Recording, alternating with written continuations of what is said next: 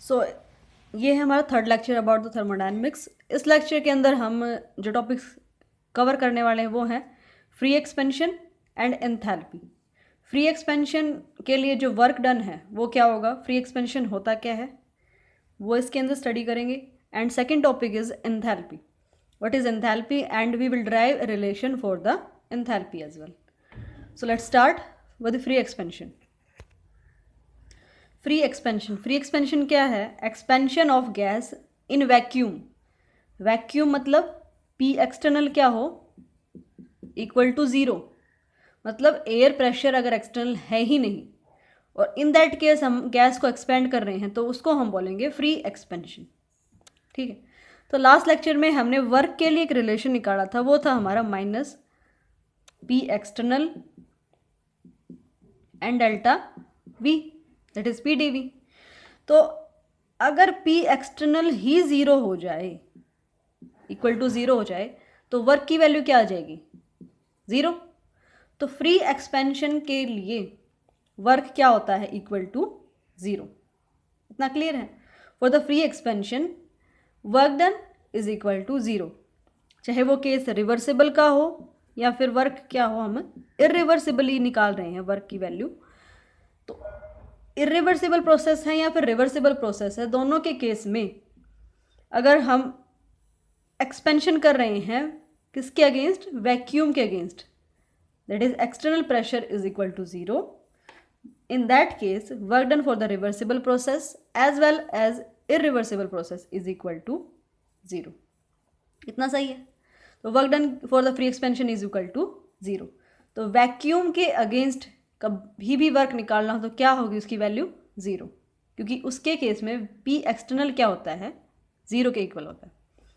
अब हमारे पास डेल्टा यू का रिलेशन हमने लास्ट लेक्चर में निकाला था, that is change in internal energy. किसके इक्वल होता है?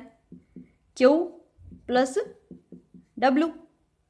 तो फ्री एक्सपेंशन में क्या है? W zero, W equal to zero है। तो बच गया क्या? डेल्टा U जो है वो किसके इक्वल हो जाएगा?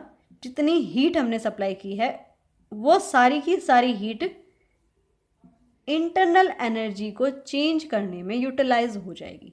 दैट मीन्स क्या है यहाँ पे? चेंज इन इंटरनल एनर्जी किसके इक्वल हो जाएगा? QV। Q क्या है यहाँ पे? Heat supplied to the system. तो अगर हम एक्सपेंशन कर रहे हैं वैक्यूम के अंदर, वैक्यूम के अगेंस्ट, तो इस केस में W ज़ीरो हो जाएगा, तो डेल्टा U किसके इक्वल आ जाएगा? Q जो हमने सप्लाई किया था उसके इक्वल।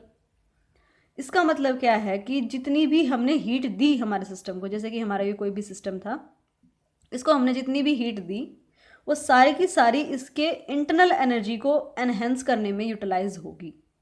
वर्क डन जो है उसके अंदर हमारी जो है हीट जो वो यूज़ नहीं होगी, सारी की सारी हीट जो है वो इंटरनल एनर्जी को चेंज करने में यूज़ हो जाएगी।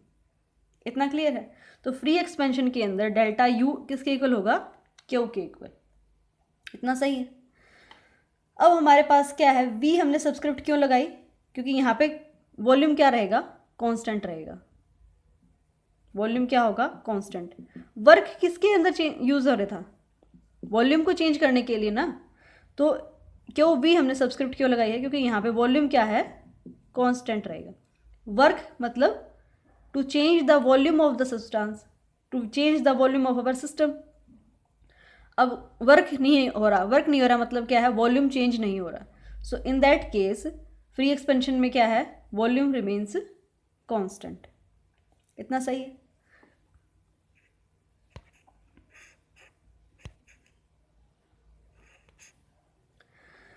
ये था फ्री एक्सपेंशन। उसके बाद हमारे पास आता है reversible change and irreversible change. ठीक है, हमने पहले भी पढ़ा है, इसके डिफरेंसेस हमने किए हैं। ठीक है, एक चीज़ और साथ के साथ हम नोट्स बनाते रहेंगे। सही है? तो रिवर्सिबल चेंज दो तरीके से पॉसिबल है। आइसोथर्मली, जिसके अंदर हम टेम्परेचर चेंज ना कर रहे हो। रिवर्सिबल चेंज जो है दो तरीके से पॉसिबल है, आइसोथर्मली और एडियाबैटिकली, जिसके अंदर क्यों क्या हो? ज़ीरो हो, हीट की सप्लाई ना करें। ऐसे ही इरिवर्सिबल चेंज भी हमारे पास दो तरीके से पॉसिबल है, आइसोथर्मल एंड एडियाबैटिक। तो दोनों के लिए जो है यू की value that is internal energy के अंदर डेल्टा यू की वैल्यू, डब्ल्यू की वैल्यू और क्यू की वैल्यू दैट इज हीट की वैल्यू क्या होगी, वो रिलेशन हम यहाँ पे निकालने की कोशिश करेंगे। ठीक है। आइसोथर्मली मतलब रिवर्सिबल चेंज, आइसोथर्मली मतलब क्या है, वहाँ पे चेंज इन टेम्परेचर ज़ीरो है। सो हमने उसके लिए रिलेशन निकाला था, वही है W is equal to, so work की वैल्यू हमारे पास क्या थी, W is equal to Q is equal to, एक मिनट, वर्क और जो हीट है, आइसोथर्मल रिवर्सिबल चेंज के लिए वर्क और हीट के अंदर रिलेशन क्या होता है, Q is equal to minus W, ये रिलेशन होता है, ये याद रखना है। ठीक है। जो Q है और W है फॉर रिवर्सिबल चेंज आइसोथर्मल, उसके अंदर W जो है वो Q के इक्वल होता है, लेकिन साइन चेंज होगा। इतना सही है। तो minus Q is equal to nRT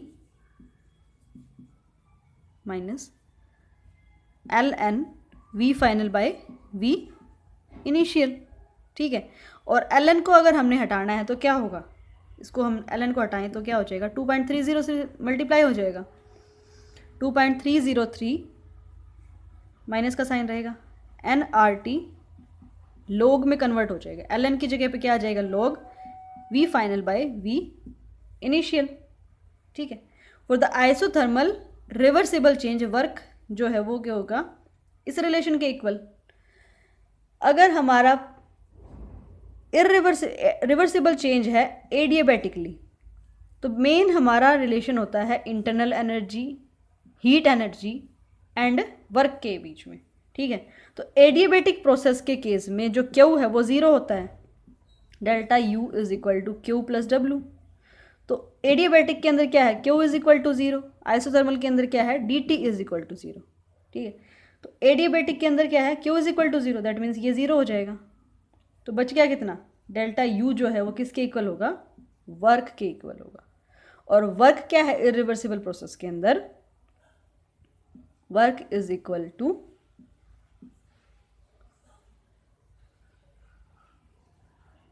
same, work वही रहेगा, that is P dV, W is equal to minus P delta V, P यहाँ पे P एक्सटर्नल है।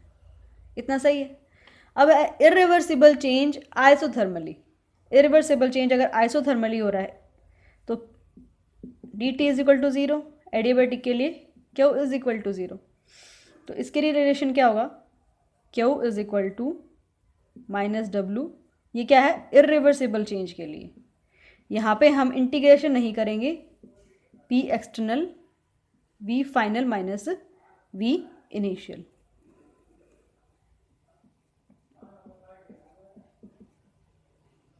ठीक है। और irreversible change for adiabatic relation, adiabatic case में इरिवर्सिबल क्या होगा, वो भी इसके इक्वल ही रहेगा। ठीक है। अब है for the work done for the isochoric process. Isochoric अगर प्रोसेस है मतलब volume delta V is equal to zero, तो उस केस में क्या होगा, वर्क ज़ीरो हो जाएगा। वर्क किसके इक्वल है, पी डेल्टा वी ना, तो डेल्टा वी ज़ीरो है तो वर्क ज़ीरो हो जाएगा। तो यहाँ पे डेल्टा यू के इक्वल हमारा आ जाएगा, Q is equal to delta U आ जाएगा फॉर आइसोकोरिक प्रोसेस। और वैक्यूम के अंदर जो वर्क है वो होता है हमारा, work for the vacuum is equal to zero. तो बेसिकली हमारे पास ये 5 रिलेशन आए हैं। कौन कौन से,